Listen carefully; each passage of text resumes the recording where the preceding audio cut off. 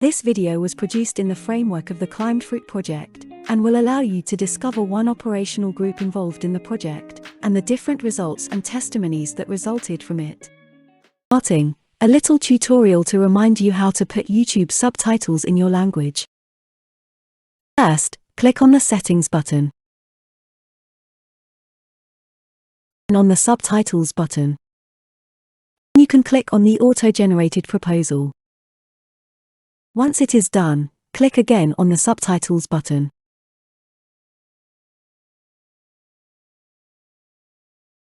Now choose your language.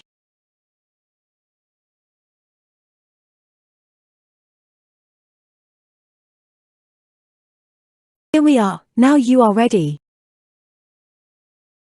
Let's start with the general presentation of this operational group. So this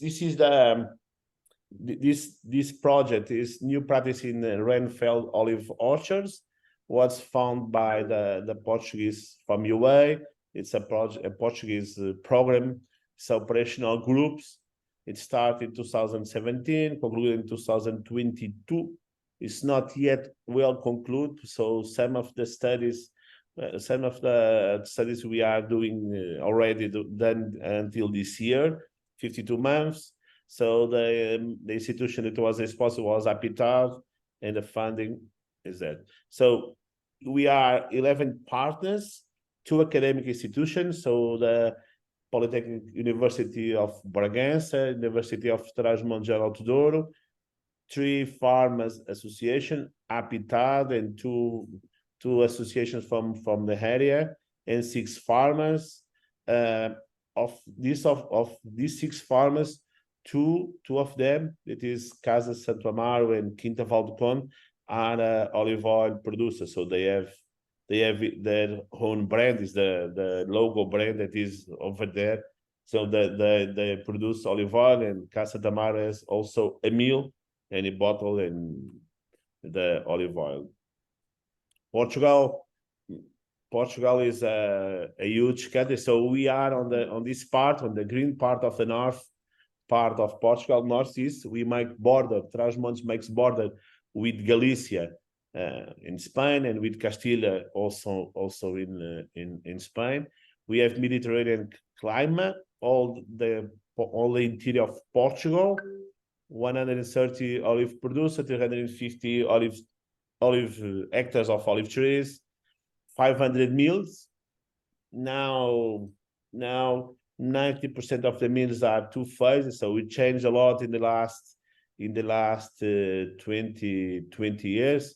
We don't have already press mills, 1, 2 in Portugal. In this region there are 2, but in Portugal around 10 mills. We have since traditional orchards to high density systems, mostly in the south, in irrigation. We have traditional varieties. So Galega is we speak about that early on. Galega is the well known in Portugal. In this region, Cobrançosa, Madural, and Verdeal. We have a lot. We have 55 traditional varieties, but in terms of plantation, it's a pity, but we are planting all 3 or 4 traditional varieties.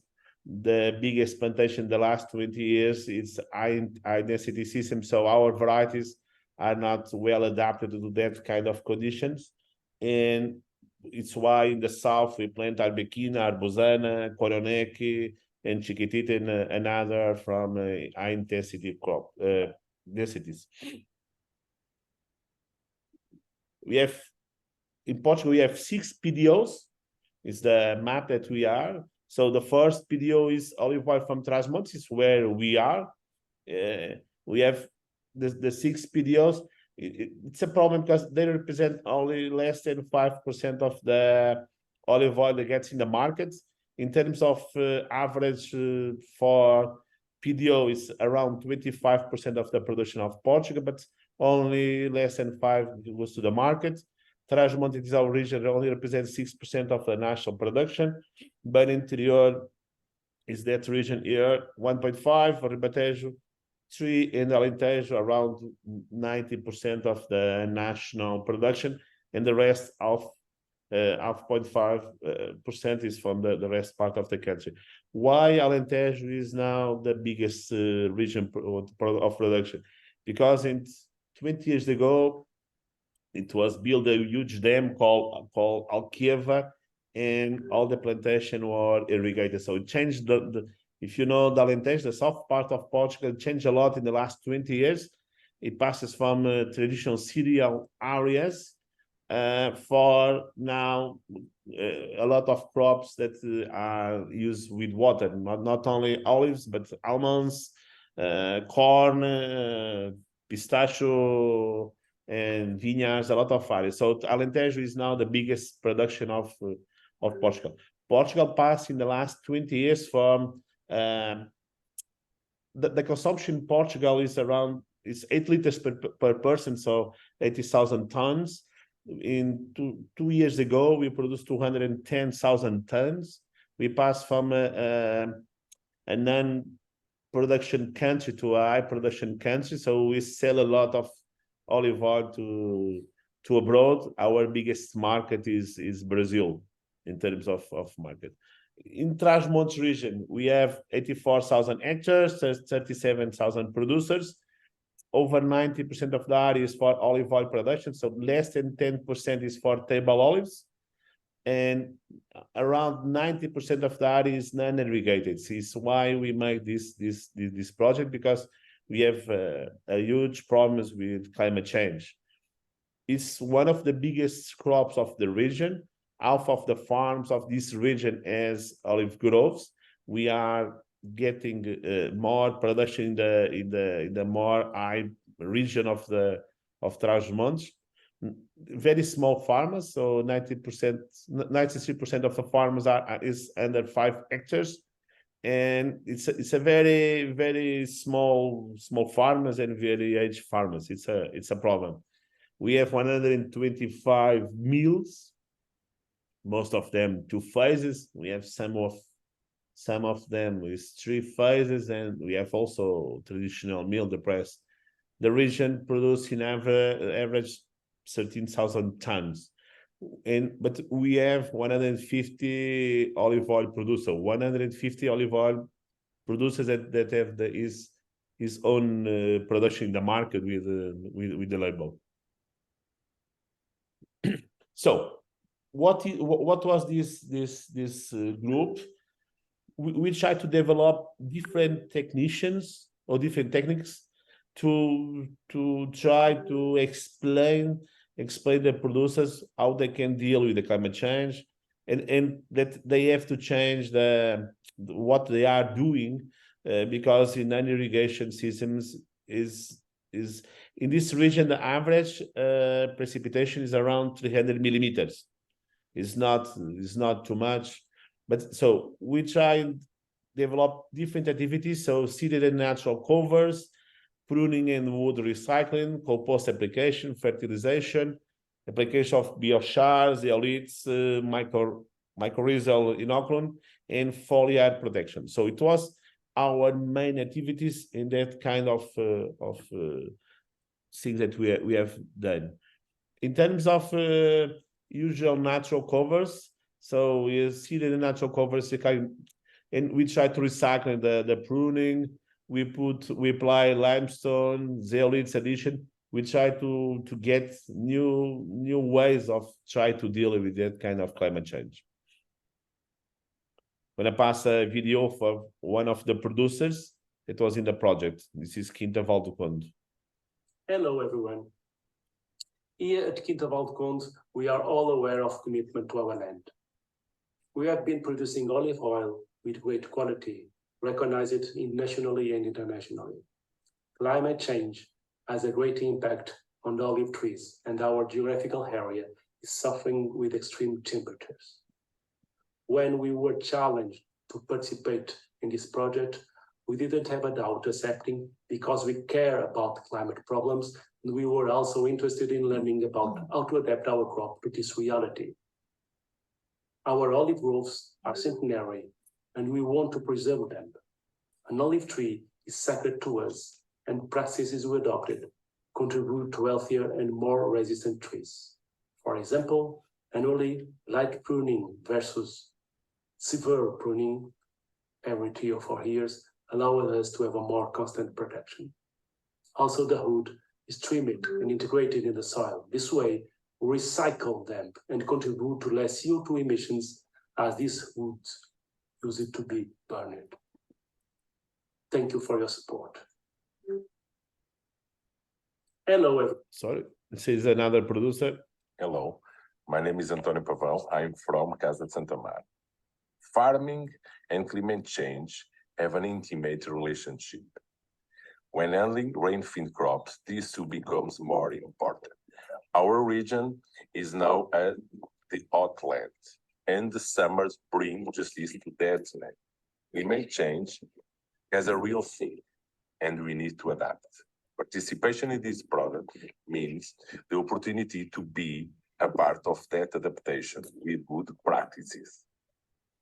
On the top of that, two reference research institutions in agronomy were involved. Cover management with sown or natural weeds, along with no-tilling, made a great difference in the resilience and health of olive trees against extreme weather conditions that we have. Healthy trees produces healthy fruits, and it's that the manner that we have able to keep producing a product of excellence. Thank you. Now that you know more, let's see the results that came out of this project. Hello. So I'm gonna pass Ermelinda, who's gonna speak about that. Oh, great. Ermelinda, 1 minute. Okay. Thank you, Francisco. Hello, everyone again. I'm going to try and present to you the selected practices that the operational group did. So the first one is about covers management. So what we did was the use of self-reseeding annual legumes for cover crops. The kind of seeds that we used were white lupine, vetch, underground clover, and red clover, and the yellow ceradella. Melinda, Yes? just we don't see the presentation. I don't know if it's I'm normal. sorry. It says here we are sharing. Yes, but this is we have just someone with the 4 main region of olive oil in Portugal, I guess. I don't think it's the yes. Now we can see You can see now? practice. Yeah, I guess it's the good one. Okay. Thank you. Okay, thank you very much for that. I had no idea. My screen was fine. I would just like to say that we have a guest.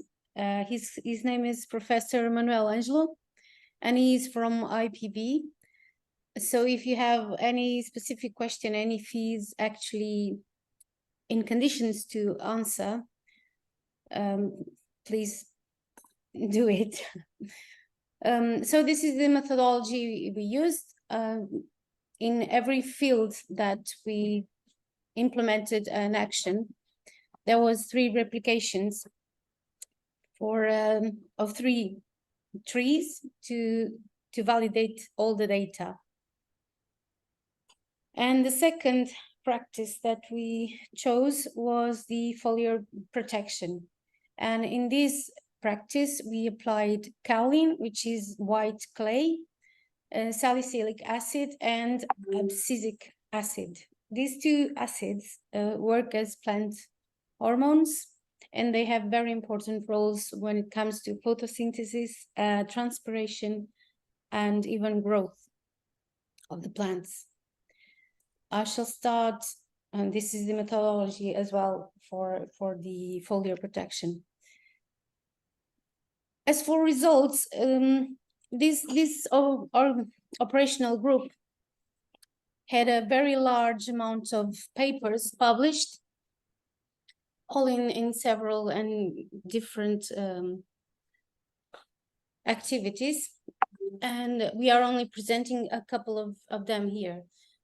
So it showed that the limestone with 96% of calcium, and the application of limestone with 78% of calcium and 21% of magnesium were responsible, for example, when it comes to pH, for a change of pH.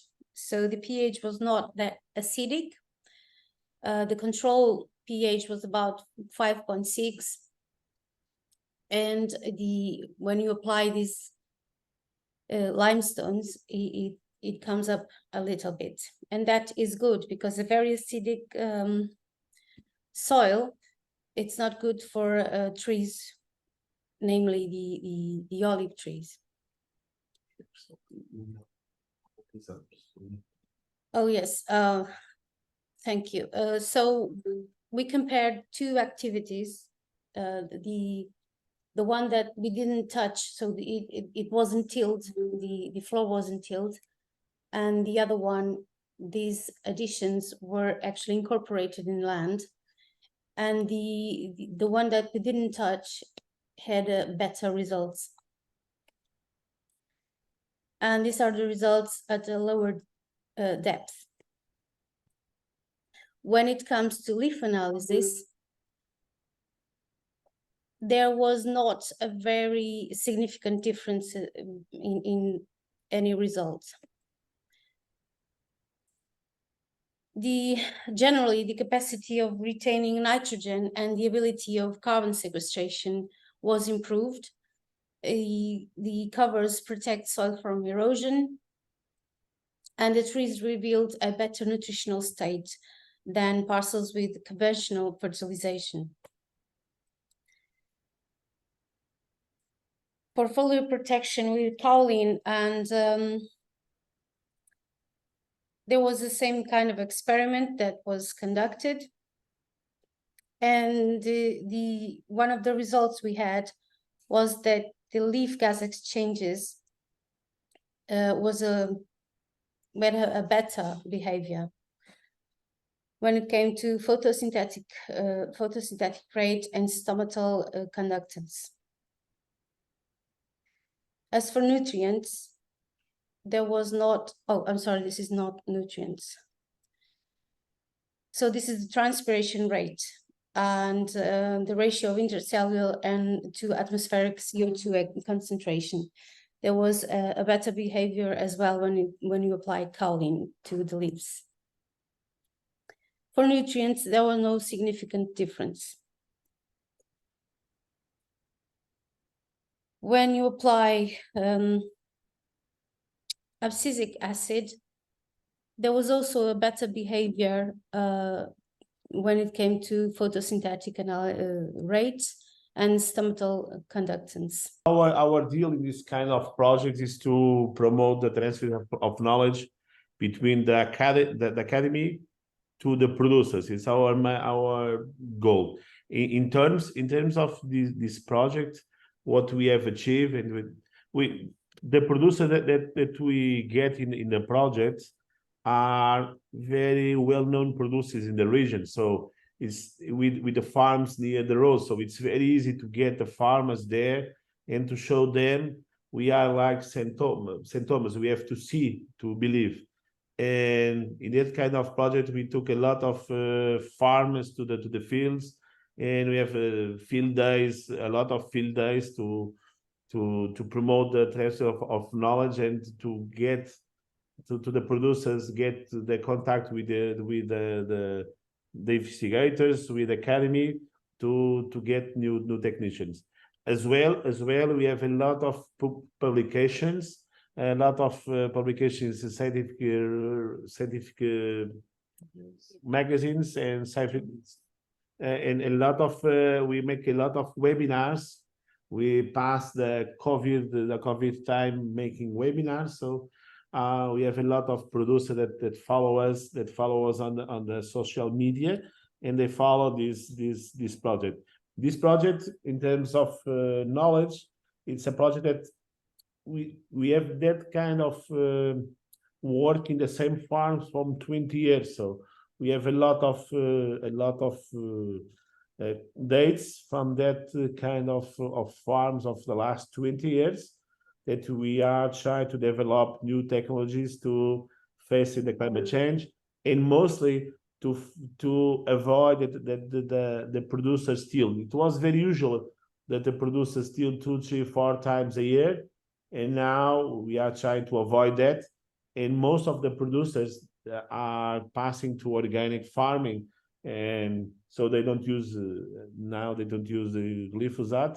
But our goal is to try to find the best techniques to pass.